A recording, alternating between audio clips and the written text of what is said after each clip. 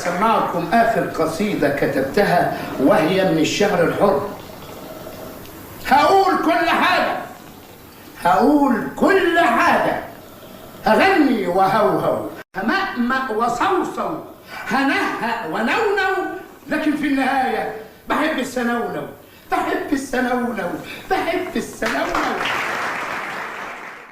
السنونو وادي الحلزونة بيبقوا كله على بعضه 35 قصيدة، هندفع فيهم 500 جنيه. قلت ايه يا شاعر؟ عايزينك تكرمنا، انت كده بتربي زبون. أبيع نفسي لأول مشتر آتي، أبيع مقهورا حبيباتي وكلماتي. وهو ابيع نفسي دي ناخدها واديله 50 جنيه. فليسقط الشعر ولتنهار أبياتي، الشعر شعري والمأساة مأساتي. حلوه قوي برضه فليسقط الشعر دي.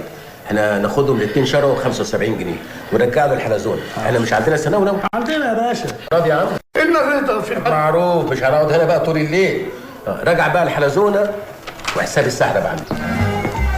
لأترك لشاعرنا الكبير المجال كي يقرأ لنا شعره بنفسه ليمتعنا ويطرب آذاننا. فليتفضل شاعرنا الكبير. انا هسمعكم الحلزونه عشان الحلزونه عزيزه عليا شويه. الحلزونه يما الحلزونه، الحلزونه يما الحلزونه، خبيني يما يا حلزونه.